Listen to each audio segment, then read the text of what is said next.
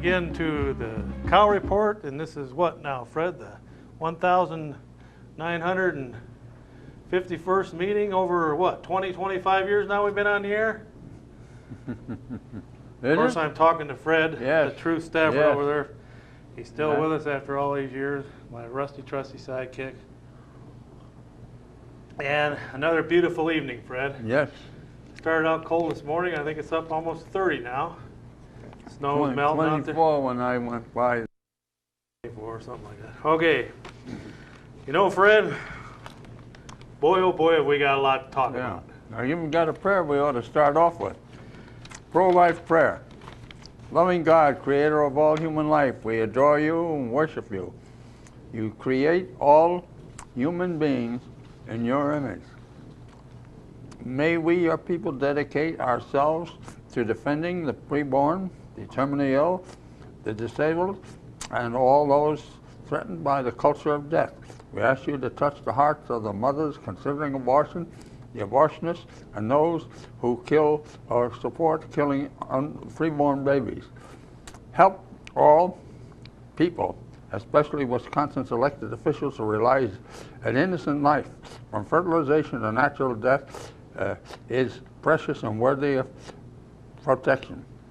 Give us your courage and strength to follow the example of Jesus, our Savior, as we defend your precious gift of life. All right, where'd you find that at, Fred? That is from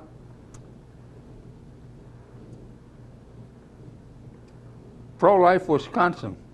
Okay, I thought it had to be a Wisconsin group since they mentioned Wisconsin's legislators. Right. Well, you know, Fred, we got our own problems right here in Eau Claire County. Could be, but there is a backdoor attempt going on to bring in an abortion clinic right here in town. Yes.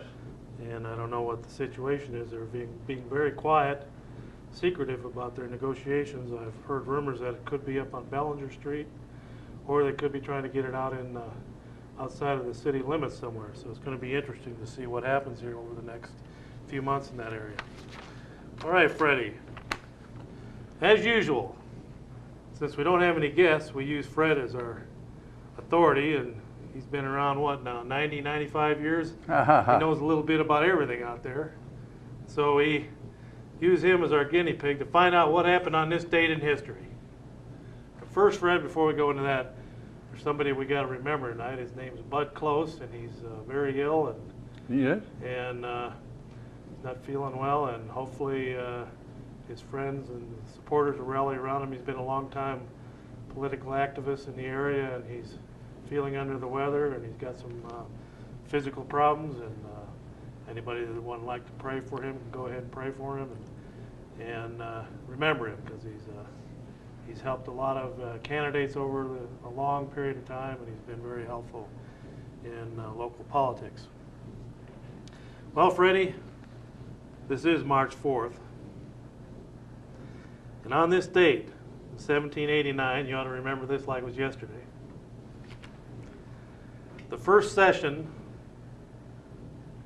of this Congress convenes. The Continental Congress. What country was that in? Right here. USA. All right. Did you know also on this date in 1791, Fred, Vermont became the 14th state? Yes. 2 years after the first Congress. See, the first 13 states all came in at once. Right. So Vermont was actually the first state to join the fledgling newborn Union of the United States. All right, Freddie. Well, as we said, as usual, we have a lot to talk about. And you know, Fred, we're going to kick it off by having people, if they want to call in about this arena. Now, remember when the city council ordered this special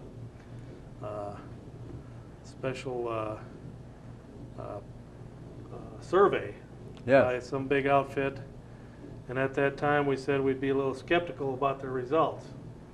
That's been several months ago. Well, they finally came down about the last week of February. They finally came down with their assessment of how much this arena is going to cost the taxpayers of the city of Eau Claire. And did you know, Fred, that it's going to operate First of all, it's going to take $21 million to build this ivory white elephant on the river, right there behind where the post office is now, the downtown Yes. post office. Once they do that, it's going to take $1,000 a day. It's going to go in the hole. Every day you wake up, Fred, how would you like to wake up and have to go out and scrounge together another $1,000? Well, every day the city of Eau Claire wakes up, collectively they're going to have to scrape together $1,000. From now until that building falls down, it's going to go in debt $1,000 a day. Now that's not including, Fred, the interest on $21 million to build it. That's $365,000 a year, huh? That's right, year after year. So after 3 years, you're going to be $1 million in the hole. Well, I think we ought to let Mr. Wright and Mr. Lewis pay for this. And you know, the other thing is, Fred, once they build this thing, if it gets built, if there's enough suckers out there to agree to it, they're going to probably slip it through on one of them Saturday referendums like they did the schools when they built all these highfalutin multi-million-dollar schools. They'll probably try and slip it through on a Saturday referendum election. But this is going to affect all the other venues in town, or all the other buildings, like the Zorn Arena, the Regional Arts Center. Yes. How's the Regional Arts Center with 1,000 seats going to compete against a 6,000 to 8,000 seat arena? Now, for that arena, Fred, to lose $1,000 a day, they've got to have an event every other day of the year. 180 some events every year. So every other day, you're going to have to go down there and shell out 10, 15, 20 bucks for some event just to keep it $1,000 in the hole every day. Now, if you're going to run an event every other day, Fred, then how are the Zorn arenas and the new fairgrounds arena that's being built and the Civic Center downtown and the Regional Arts Center? How are those buildings going to compete against an arena? They're not doing nothing now half the time. They're sitting there empty. Yes. But these, It's quite true. our forefathers and foremothers are saying we need this arena. It's going to save the city of Eau Claire. How is it going to save them? Well, that's what we want to find out from our viewers tonight, Fred.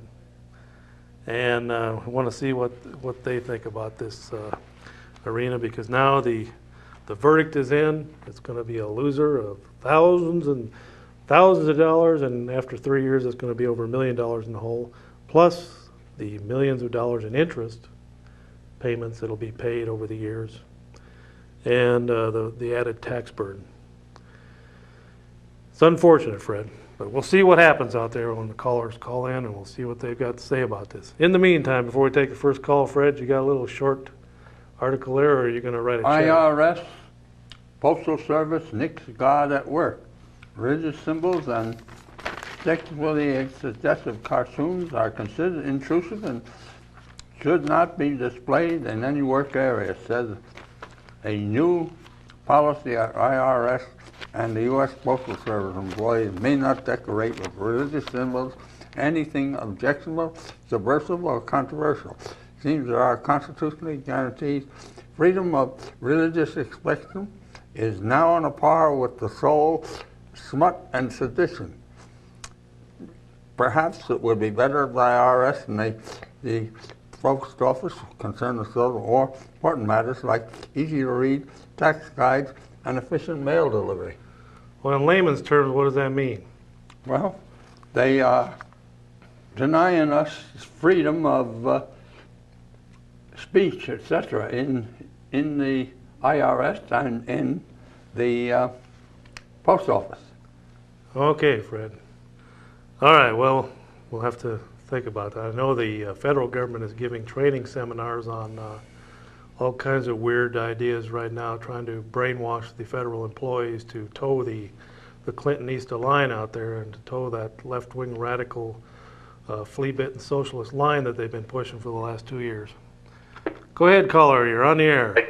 Hello. I don't think it's a win. I think they gotta improve the bus service better before they get the arena. Got to fix that bus service? Yeah, it's not in good shape. Then the talk shutting it down. Well, I noticed, I read somewhere where the 500,000 riders of the local Eau Claire bus service were going to be upset. Guess what? There's not 500,000 riders. It's the same 3,000 or 4,000 riders riding the bus over and over again. There's no 500,000 riders riding the buses in Eau Claire. There's only 50,000 people in Eau Claire. They got their math messed up there. It's the same people using the bus, but they have went in the right direction by scaling down and making smaller buses, buying smaller buses. Those big old gas hogs that they had, you see them, there's still a couple of them in service. You see them riding around town empty 95% of the time. The only time that there's actually getting use is during the rush hours in the morning, noon, and the evening, when people are going to work, going to lunch, and getting off work. The rest of the time they're riding around town empty. We're paying $15 an hour to people to ride around a bus empty, Fred. Yes. Just so maybe, I've seen that myself. just maybe if my car breaks down once out of 365 days, I might, if I think about it, hop on that bus. Otherwise, they're empty, except those 3 periods during the day. And they're really low, small use on the weekends, Fred. You can see them out there 6 o'clock at night riding around empty too. So they got to trim it, slim it down, Fred, and streamline it. They're going to have a bus service. They better get their rear ends in They gear got the right- and make it a service that's going to break even and still provide. They got the right basics. idea up in Chippewa Falls. They got rid of the bus service there, and anybody who wants to ride a taxi, they pay $1 for a taxi ride. I could see where maybe there could be some vouchers for people that are really low income that can't drive or they're handicapped.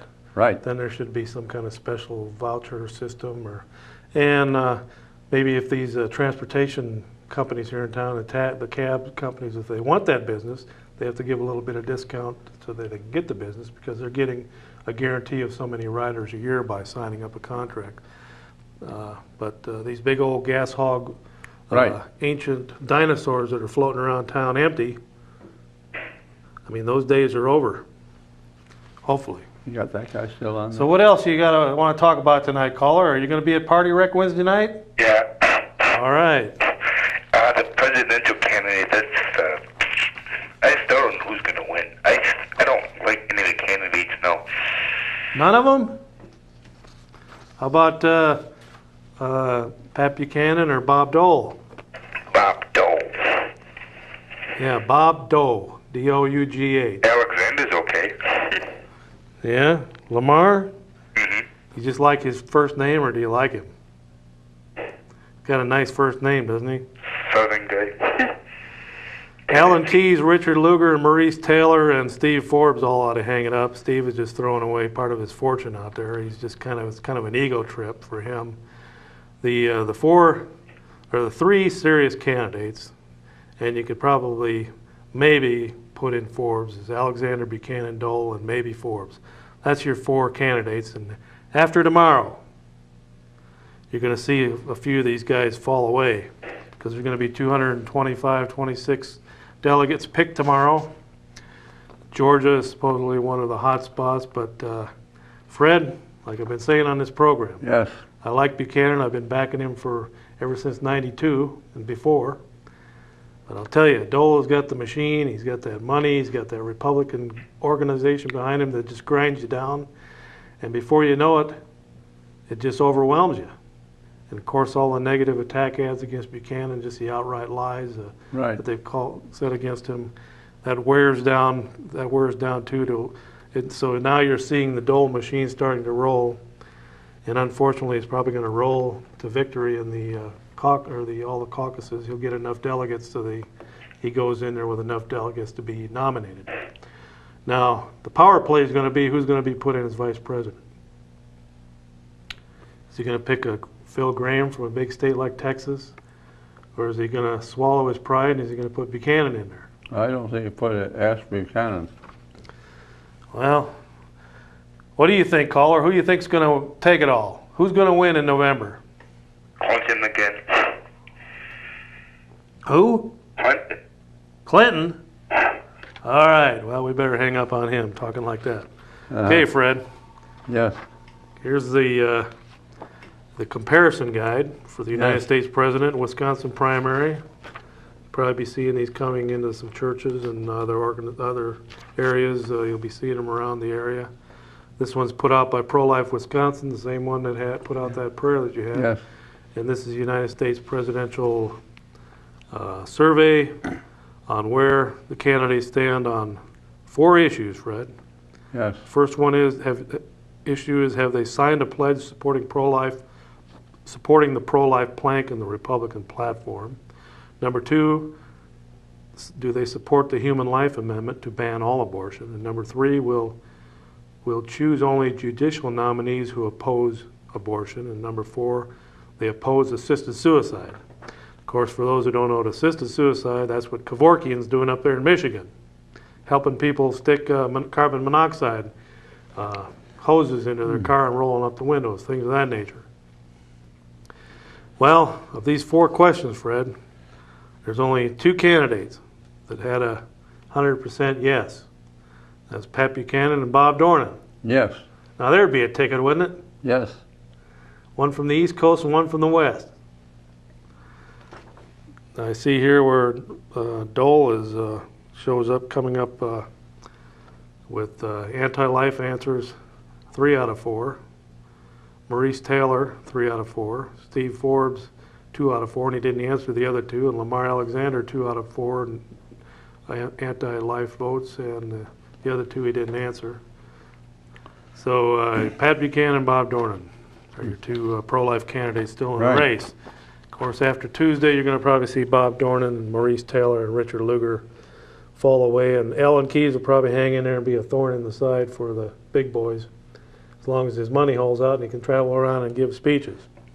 But you notice they're keeping him out of the debates here. The last 2 debates in Arizona and the one in Georgia, he wasn't even invited up on the podium. So he went on a hunger strike, and then he was arrested down in Georgia, and the cops drove him around in the police car for 25 minutes so that he'd be late, so he couldn't go back and cause problems at the studio where the debate was going on. And the mayor of Atlanta finds him wandering around the streets and gives him a ride. Of course, it makes you wonder what the mayor of Atlanta is doing, is cruising the streets of Atlanta. All right, so we got a call. Yep, and I'm talking to my rusty, trusty engineer supreme, Roy Rogers Hoff, whose great-great-grandfather was named after Tom Mix, Fred. Go ahead, caller, you're on the air. At first, I got to tell Fred there, he's got a little something hanging off the end of his chin.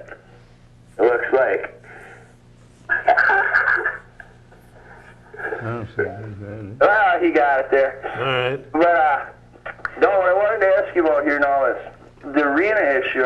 You don't favor that, huh? You don't think that would be an economic boom for the Eau Claire area? I mean, we could get concerts in there, that hockey team. Yeah. Even the $1,000 operating cost today, if you break that down over the whole city, it's less than a penny a day per person. That's tax. That's $1,000 in the hole on top of all their other costs. Plus, they're not bringing into.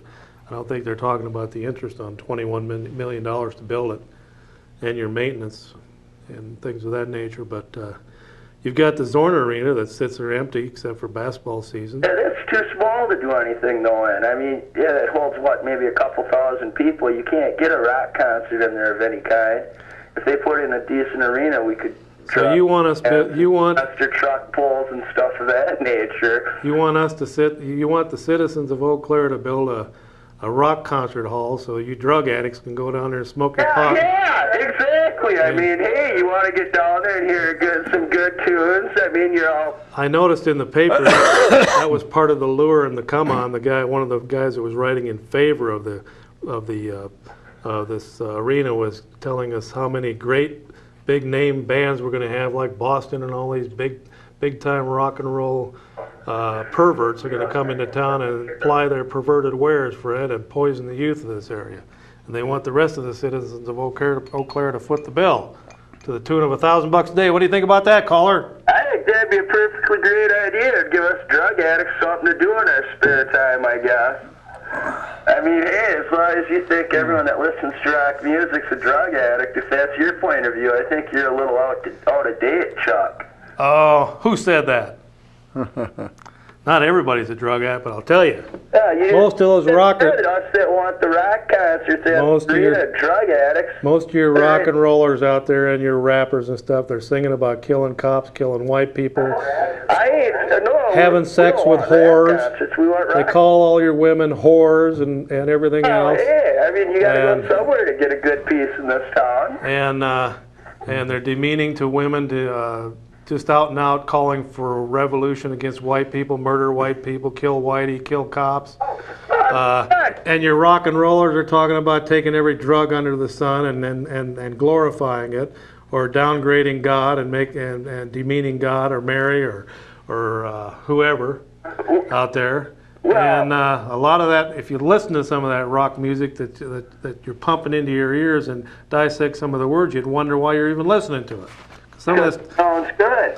yeah, the beat and the guitar and all that sounds good. But Yeah. did you ever sit down and study the words to some of that poison? Yes, I have. I know most of the words to most of the songs I listen to. Yeah. How about Cop Killer? Did you like that one? No, well, I like the idea behind it. I wasn't so fond Sure, of all who the put it cops. out. I'm sure all the cops around the country just loved it. Every time they see a black guy walking down the street or arrest a black guy, they're worried that he's going to pull out a 9mm and blow the cop away now. Well, hey, whatever happens, I guess. That's why I'm not a cop. Yeah, but there are people that have to be cops. Well, sucks to be them then, I guess. I don't know. The thin blue line out there. But anyway, Fred, I don't think we should have to pay. I don't Yes. think this arena deal. I don't think the taxpayers should have to foot the bill. And those so-called rock and roll groups down in La Crosse, they've tore the place up down there. They've caught people Yes. in the restrooms using cocaine, heroin, all kinds of other drugs. Yes. Illegal drinking, illegal drug use, sex, having sex inside the arena down there, just all kinds of problems down there. And it's created more problems than it's solved, Red. Yeah. Here's RU 486, and this is from the Concerned Women of America. The Population Control Council, one of the U.S. rights to the abortion bill, 486, will soon file for approval by the Food and Drug Administration. But RU 486's proponents continue to cover up evidence that women suffer adverse, even life-threatening complications from the use. Last fall, Dr. Mark Louvier attended a woman in Waterloo, Iowa, was given RU 486 at a Planned Parenthood clinic. After 2 weeks' time, the fetus still had not been expelled, and the patient was hemorrhaging massively. She lost half of her blood volume. Saving her life required emergency surgery and 2 transfusions. Although alerted by Dr. Louvier, the Population Council forges ahead, refusing to retract its no complications claim. Okay. Roy, we got a call in there or what? Okay. That was good, Fred. In other words, the RU-486 is starting to show up in the United States. It's nothing new. The radical feminists and pro-abortionists have been smuggling it in for several years now and distributing it. It's the same with some of the HIV, the AIDS drugs that have been smuggled in and used. But this RU-486 is a nasty drug. It's causing some complications. It's shown complications in the other countries that it's being used in illegally. And it's probably one of those things that eventually, Fred, we're going to be sitting here talking about how people are dying from it and how easy it is to get and how you can go down to the drugstore and then if you're 18, just go in there and buy it over the counter. It's going to probably end up like that within 5 years. So, Fred, that's another one of the alternatives for women who want to get an abortion. They're going to seek it out. Okay, Fred, before we take this next call, on this date, March 5th, actually tomorrow, 1770, British troops opened fire on a mob of angry colonists in Massachusetts. Now you got to remember, this is 1770, Fred. Yes. The British still control this fledgling Right. country over here. They're controlling it by force, but That was at Lexington, wasn't so it? here's some people in Massachusetts, in Boston. There's a mob of them, and the British troops fire right into this angry mob of colonists, killing 5 of them, including Crispus Attuck, a black man. This became known as the Boston Massacre, and it is used to rally colonists to revolt against the British. And what war ended up coming out of that? The Revolutionary War. That's right, Fred. The long process down to where the United States was liberated from Britain and it became its own country, free from King George. Ironically, their first president was another George Washington. Yes. Go ahead, caller, you're on the air. Yeah, good evening. Hello. So your program so far, say you were talking about $1,000 a day to operate that arena? No. After the dust settles, every night when you close your eyes, you're going to be $1,000 more in debt. So at the end of the year, the first year, you'll be $365,000 in debt. At the end of the second year, you're going to be over $700,000 debt. And at the third year, the city collectively is going to be over $1 million in debt just after 3 years of operating that. Plus, you're going to have to cough up the interest on that $21 million that it takes to build it. Now, you got a handful of about 50 people in Eau Claire that have conspired to shove this thing down the throats of the rest of the citizens of this city. It's going to be another big white elephant, boondoggle on the river there. The white elephant on the river. How will they get enough people to come in there every day that can afford to come in to pay that type of price to keep that going? Every other day. 180 times a year, every other day, like on Monday, Wednesday, Friday, Sunday, Tuesday. Every other day you're going to have an event in there. And it's supposedly going to be a 6,000 to 8,000 seat arena. So every other day they're going to have to pull in a crowd there. They think some little amateur high school hockey league is going to pull in. That's only going to be for us, during the hockey season. What about the other 3/4 of the year? That's going to be quite tough for them to do. I think this new city council we got has really got us in a predicament in Eau Claire. Now, they've run us in this liberal spending, highfalutin council. They've run themselves into the ground, and they think that they're going to save the city by running us deeper, running us $21 million more into the ground.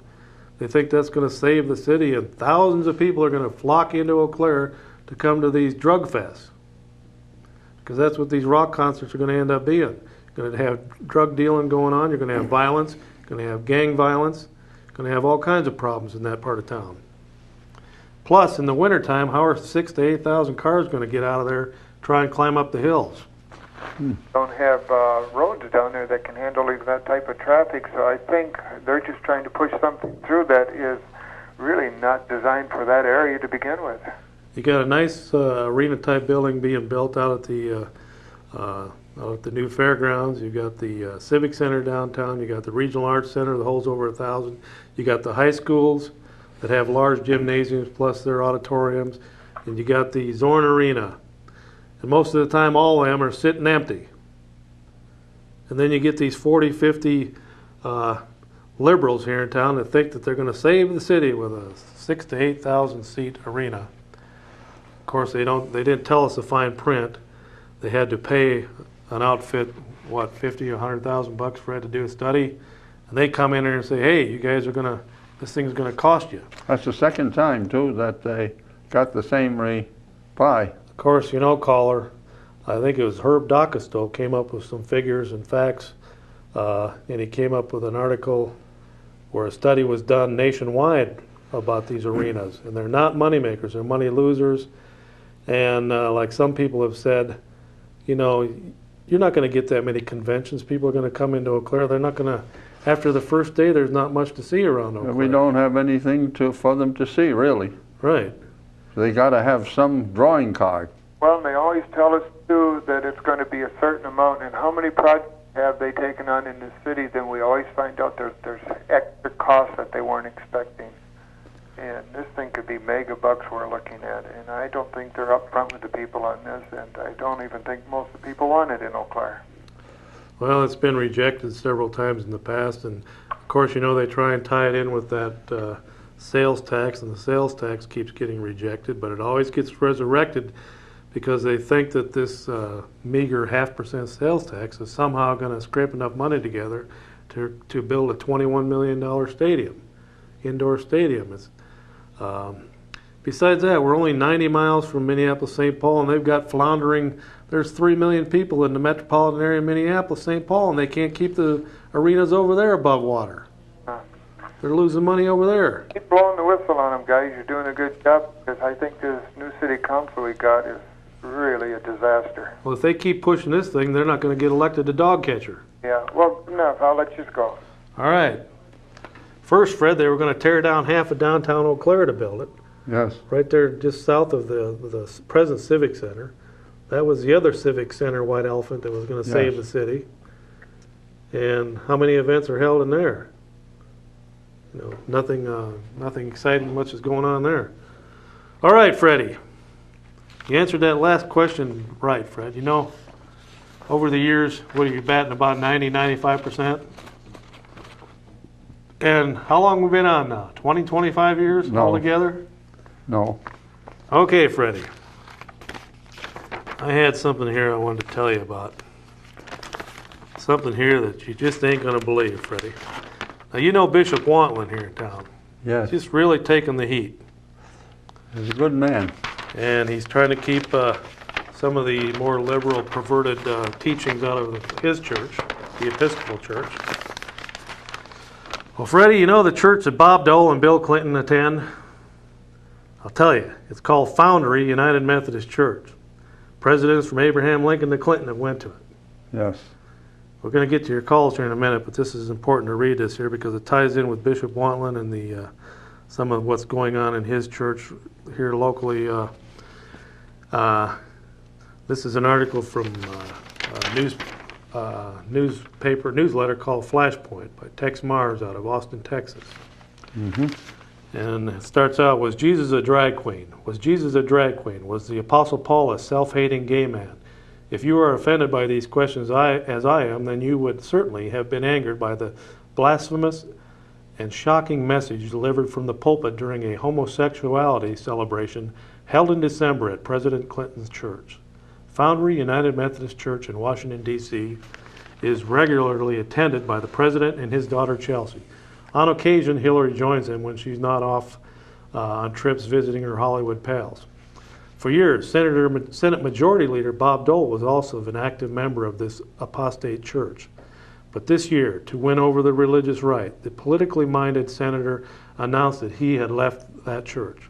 However, Flashpoint has learned that Elizabeth, Bob Dole's wife, continues to attend Foundry Church. Moreover, Senator Dole has recently contributed tens of thousands of dollars from speaking fees to the church and fully intends to resume his attendance after the '96 elections. The homosexual agenda extravaganza held at Foundry Church was strikingly reminiscent of the events at Sodom and Gomorrah. Indeed, if anything, the gay bash at Clinton's church proved that today's society is even more debauched and perverse. Mark Tooley, a Methodist layman who attended, provided us this shocking report. A homosexuality symposium at Foundry United Methodist Church in Washington, D.C., with keynote speaker Episcopal Bishop John Spong, featured ridicule of the Christmas nativity story, speculation about Jesus as a drag queen, praise for homosexual marriage, and a declaration that the Ten Commandments are immoral. Foundry's regular Sunday worshipers included President and Mrs. Clinton. The day-long celebration at Foundry Church was organized by parents, family, and friends of lesbians and gays. Called Sharing Our Rainbow of Light, the November 10th symposium speakers at times surprised even their mostly homosexual audience of several hundred persons with their denial of traditional religious beliefs. Here's one of the quotes from Bishop Spong. If a star led the wise men to the baby Jesus, then why couldn't King Herod find him? Bishop Spong asked a laughing audience, seated in the historic sanctuary where presidents from Lincoln to Clinton have worshiped. The controversial Episcopal leader from New Jersey dismissed the Jewish prophecies traditionally seen as foretelling the coming of Christ. He says, I don't think Isaiah, Jeremiah, or the psalmist anticipated the life of Jesus of Nazareth, said Spong. People can't predict future events. It's a magical view of the Bible. An audience member protested, I am a gay Jewish Christian, convicted by the biblical prophecies and in my heart. He asked the bishop, don't the Hebrew scriptures point in the direction of Jesus? Spong responded, Jews might be safer if we took evangelical Christianity away. Converting Jews to Christianity is not on the radar screen. Here's another one of his statements. Every image of God is mythological, Spong affirmed. He said the resurrection and virgin birth of Jesus did not literally happen, but was just interpreted that way. Likewise, the disciple Judas and Jesus' earthly father Joseph were fictional characters whom the early church created. Spong called the Ten Commandments immoral because they defined women as property. I don't remember the Ten Commandments saying that, Fred. Repeating a suggestion from one of his books, Spong opined that St. Paul was a homosexual. This is Paul, the guy that wrote most of the New Testament. Our primary understanding of God's grace came from a self-hating gay man, he said. Noting that he has 15 out-of-the-closet priests in his own New Jersey diocese, Spong recalled with pride that the first woman he had ordained in 1977 later declared that she was a lesbian. Spong stated that when fundamentalists try to smother the world, then we have to cry for air. He lamented that General Colin Powell would not run for president as he is the only man in the GOP with the authority and power to resist the religious right. The pastor of this Methodist church, Pastor Wogeman, was delighted. Bishop Spong's remarks this morning were so stimulating, Pastor Mong said, adding that he, like Bishop Spong, also has trouble with the literalistic view of the Bible. Wogeman also agreed with Spong that Israel's King David may well have been bisexual. This is King David who wrote that's mentioned in the Psalms. He urged covenantal unions for homosexual couples and pledged that Foundry Church would be welcoming to the homosexual community. Asked about depicting Christ as a drag queen, Wogeman responded, I don't condemn it. I just don't know. I'll have to think about it some more. Foundry's ecumenical worship service involved numerous clergy, including a Catholic priest who announced that he had just come out of the closet. The clergy processional was led by flags showing the homosexual rainbow emblem. So you had these ministers marching in behind this homosexual flag. A banner behind the altar carried the rainbows, surrounded by skulls, which were said to symbolize truth, justice, reconciliation, and peace. How do human skulls symbolize that, Fred? Okay, male couples held each other and kissed in the pews. One worship leader proudly identified herself as a lesbian Unitarian. A priest asked God to help us to be true to ourselves. The Reverend Quabina Rainy Cheeks of the Inner Light Unity Fellowship, a New Age group, prayed to ancestors, lights, angels, saints, and the spirits of Buddha, Mohammed, and Jesus. A United Methodist minister, Reverend Haley Kiley, complained that in not fully endorsing the gay rights movement, the United Methodist Church has been supporting the persecution of human beings. Reverend Kiley then declared, Jesus is speaking as a gay man to the church today. And that's why, Fred, I left the United Methodist Church back in the 1960s. Go ahead, caller, you're on the air. Yeah, I just wanted to talk about the arena thing here. All right. One thing that I really don't agree with either is the location of the thing. You know, it's like right in the middle of downtown, and if people want to come, say, from the cities, they got to, trace all the city streets back all the way down and right in the middle of downtown. I just think it's kind of silly to be right there. I know, if they were really trying to make it into a moneymaker, they ought to, the city ought to work with the county and make the county fairgrounds out there, make a go of it out there, Exactly, yeah.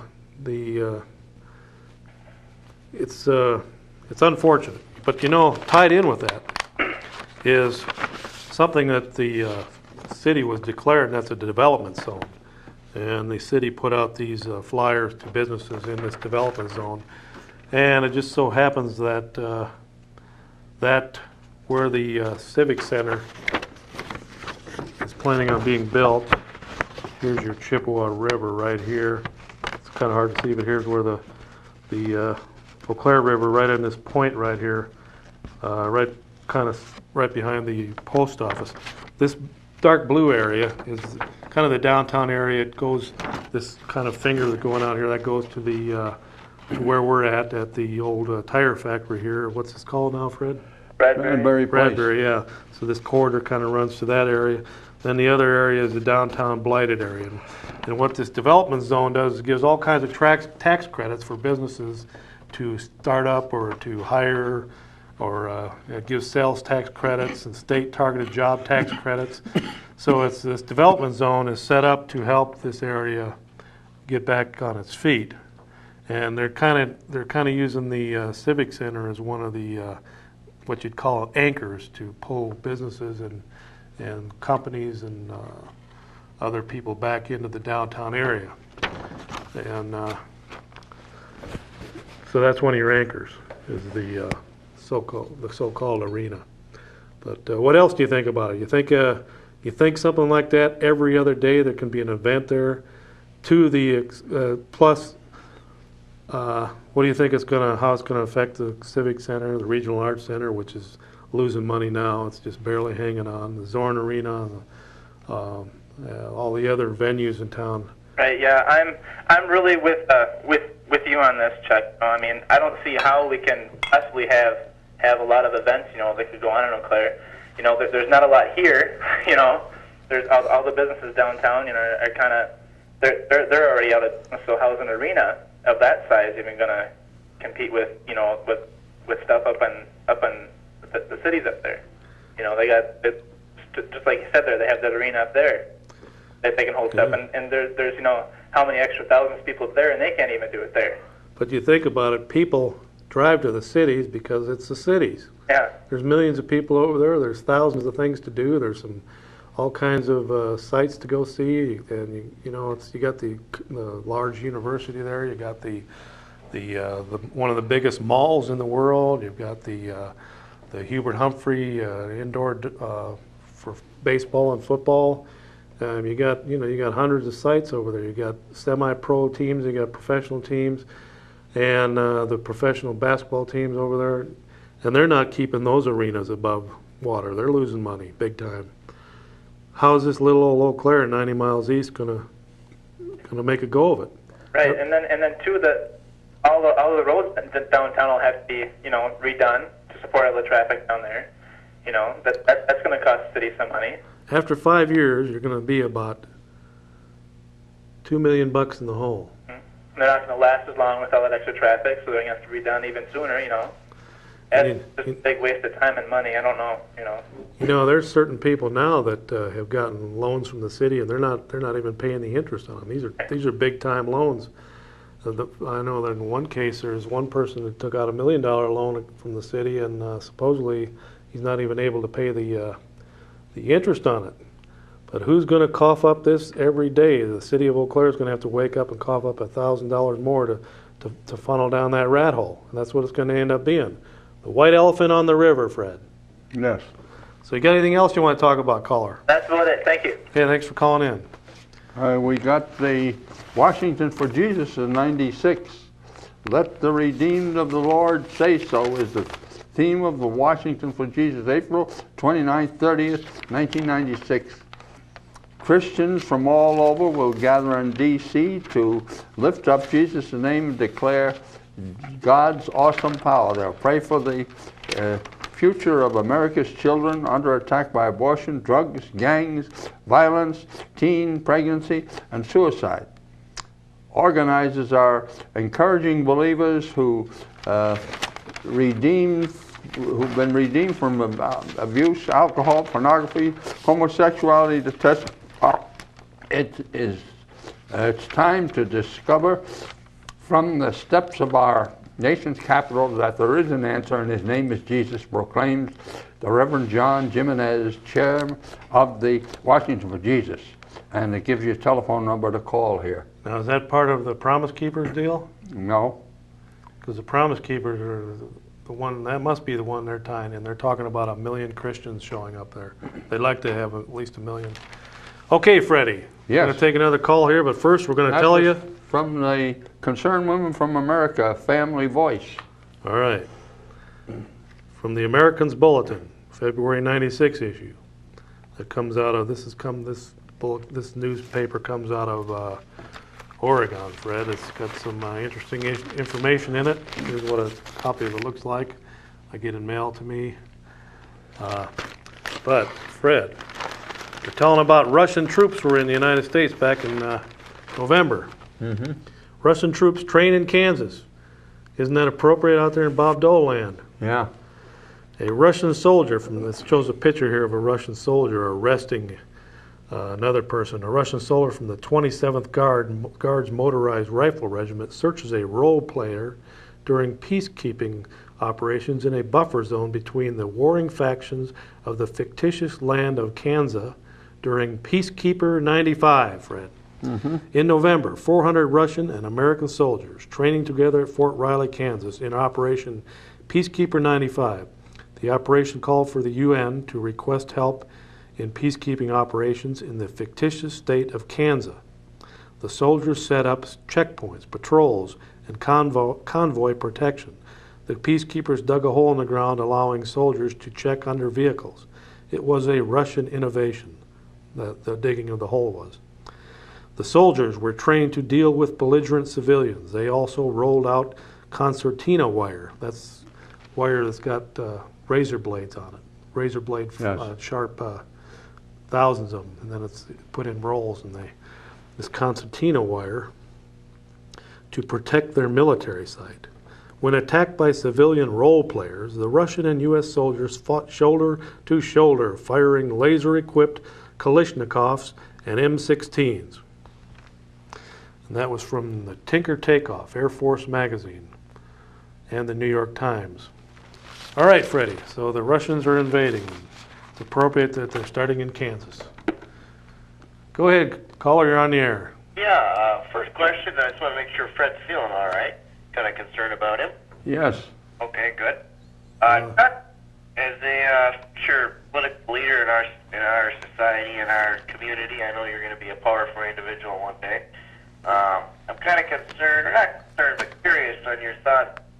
Instead of looking at all the negative effects of the possibilities of this new civic center or this stadium, what about issues that surround it when you spur the economy and you build a $20 million facility, the effects of that, and look at positive aspects and always not being a skeptic. What are your thoughts on that? What do you think about that, Fred? Are there going to be any positives, spin-offs of this, once they build this down on the river there? I think there may be a few, but I don't think they're going to really do what they need to have done. We lost downtown when they allowed the malls to be built. Yeah, that's And they've been losing ever since. You've seen that happen all over the country. Right. And then the Walmarts come in and kill off what's left. Yes. They swallow up every other little small shop that survived the malls coming in. Where do we go from here then? What? Well, you know, Eau Claire, the downtown area is slowly coming back to life. If you drive down there, and I think I counted maybe 5 buildings that needed to be rented out, and a couple of them are still under construction.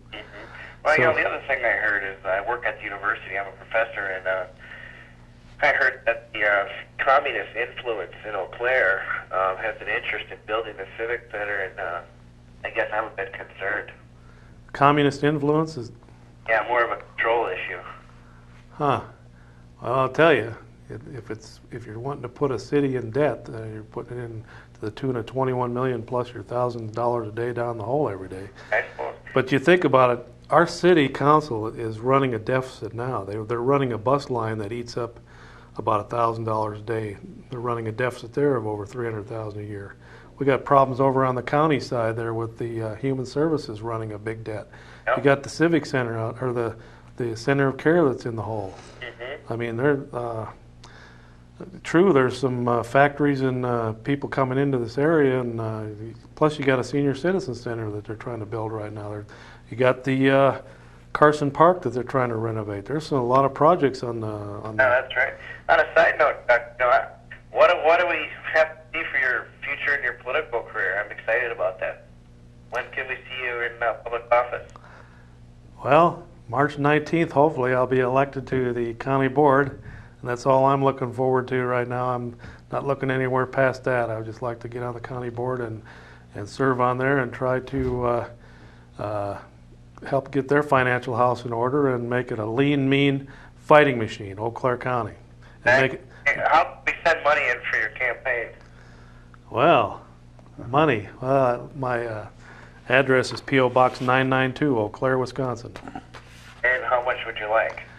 Thousands. All right, Brad, you have a good night, buddy. Are you sure you're feeling all right? I got these Japanese drugs that make you feel good. Japanese drug? Yeah, it settles your stomach down. Is it ginseng or something? Well, it's similar to that. It's like the hybrid of that. Huh. Some rabbit intestines. This is for real? Something? Oh, yeah, seriously. It makes, if you have some greasy food, you take it, it eases it down a little bit. It's been studied. It's natural. Huh. Well, you'll have to give Roy off the air, give Roy your phone number and have Fred call you. Yeah, I think it tamed his stomach down good. Okay. Well, thanks a lot for calling in. All right. Bye. And here, Freddie boy just gave me a $10 bill. Is that 10 you owed me from 20 years ago or what? Yeah. All right, Fred. Well, you know, Fred, a big trial started today. The heat, the Yeah, the frying pans are getting on the governor front from burners. Tennessee? No, from Arkansas. The sitting governor of Arkansas is going to trial. But this is where the noose tightens around the Clintons, because they're directly tied to the people that are on trial down there, the McDougals and the governor. Yes. The present governor of Arkansas is under going to federal trial here. And of course, D'Amato is fighting to keep his committee going, Yes. because he says they've barely scratched the surface. And of course, the Clintons stonewalled and hid records, and now these records are showing up 2 years after the fact. Some of these records were swooped out of Vince Foster's office the night he died, and they're showing up a year and a half later. It's pretty intriguing stuff going on there, Fred. And of course, the Democrats are saying that this is all politically motivated to try and keep Clinton from being reelected. But this has been dragging on now since the late 80s, Fred. They've been trying to get to the bottom of this. Right. It's nothing new, but it's just taken this long because of all the stonewalling, which that word was created during the Watergate hearings under Nixon. They created the stonewalling theories, and now the Clintons are using the exact same tactics. Go ahead, caller. You're on the air. Yeah, I'm a former caller here. I want to know what that Minnie Mouse is doing on your desk there. You're a former caller. What happened? Did you get fired? I haven't called in for a while. Oh. I'm wondering what that Minnie Mouse is doing on your desk, right next to the cow. Well, they're buddies. They like each other. Yeah, Of course, like we got Kermit and a lot of cow symbols Piggy, here. huh? Here's a cow coffee mug that somebody gave me, and here's our club cow phone here, and a new thing like Kermit and Miss Piggy, or what? yeah. Of course, we got our Flavin Pop here too, and Fred's been drinking that for now, what, 20, 25 I years? haven't been drinking it. Just seeing it makes me feel sick. Yeah. Well, Well, what's on your mind tonight? I don't know. I've been listening to that referendum you had on there for as far as the auditorium, and I think I agree with you as far as the money. I'm a taxpayer myself, property owner. I don't want it to go up, but That's 365,000 or 365 homes that got to cough up an extra $1,000 in taxes if you looked at it that way. and I'm not Maybe they really- would have a lottery, and they would pick 365 homeowners in the city, and each one of them would pay an extra $1,000 a year. That seems fair, doesn't it? Yeah, not for the average citizen in Eau Claire. Maybe for some of the $1 million doctors and lawyers around, but And I'll tell you, I'm not going to let the Republicans off the hook on this. We've had a governor in this state, a Republican governor, that says, you give me an assembly down there, a Republican Senate and a Republican Assembly, and we'll show you how we can turn this tax hellhole of a state into a wonderland. Well, I'm still waiting. yeah, well, It's still one of the major. my disagreements with you guys. You guys are Republicans. I'm a Democrat, but Well, I'm after the Republicans. I'm not holding back here. I mean, they're in power now. Where's all the big tax breaks? Where's all the giant savings? Where's the tax relief for the homeowners that have been under the thumb of the state of Wisconsin for the last 20 years, and their taxes have went through the roof? Where's the savings? How are these people going to stay in their homes when the taxes keep going nowhere but up? what are we going to do when these Republicans, though, when they get into office and cut off Medicare and They're not going to cut it off. give advantages to the rich and not to the poor? The poor are going to get poorer and the rich are going to get richer. That's just a simple fact. Well, Forbes did say that there was more billionaires this year than last. Something like 40 new ones were added. It's like feeding the rich. It's going to be going back to Robin Hood. Well, I'll tell you what you got to do. You got to shut down the borders. You got to stop the drugs, and you got to stop the human traffic that's coming across the borders. In a 4-year period, we had 2 million people come across the borders, just from Mexico. They're coming in here and they're using up our welfare system and our health system. They're overrunning it. Some states have already went bankrupt or on the verge of bankruptcy. It affects Minnesota, it affects Wisconsin, it affects the border states. The drug trafficking is killing this country, destroying our youth. If you Democrats are serious about this, shut down the border. You got a Democratic president in there. Close the drugs and the human traffic coming across the borders so that the pie is big enough for the people that are already here. And let's make it a healthy pie, too, and keep the drugs out of it. Well, I know, but I don't think any president's going to do everything right. I don't think the Republicans are going to be able to stop that totally either. No matter what they do. I was in the service myself, and we hired the Navy and all that. What did that do? It stopped it for a little while. I was in under the Reagan administration and the Bush, and it worked for cut it down, but it didn't end it. Hey, we've got thousands of troops coming back from Europe and all over the world. Put them to work on the borders. Don't allow any plane to go any farther than a border. You have border areas where all your goods and services have to come into, say, 200 designated areas along the borders around the United States. All your goods have to come into these seaports or to these airports. Then they're checked. All your human traffic, all your plane traffic has to come into these 200 areas around the country. And all that stuff's checked. All the goods that come in. All that stuff can be checked by the United States Army and the Navy and the Coast Guard, and they can cut it off. The trouble is, you got the highest people in the highest echelons of government, and in the military, and in the DEA, and in the Justice Department. You got them trafficking in the drugs, and once in a while, one of them gets caught, or once in a while, one of these CIA guys gets caught cutting deals. Or Ames. They're saying Ames is one of the biggest drug dealers in the country. I'll just tell you, this whole world is going nuts with this Hamas going, and it's not looking good as far as the turn of the century is going. With biblical and the pyramids, they all say.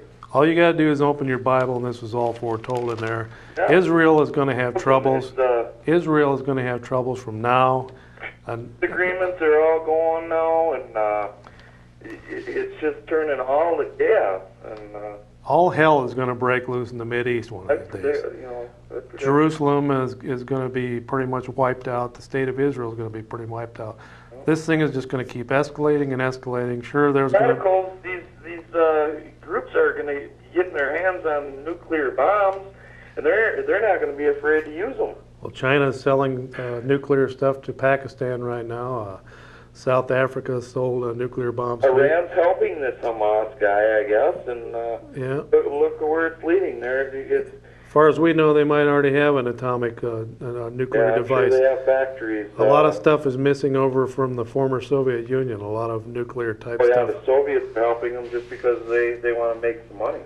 Well, we got to go. We're out of time, but I like to talk to an intelligent Democrat every once in a while. It just, All right, thanks, Pat. Have a good one, guys. okay, it just I know. kind of puts us back on center here. Fred, we're out of time. I see we're in after. We're out of time, and Fred. The WTO have 500 plants that have been built down in Mexico now.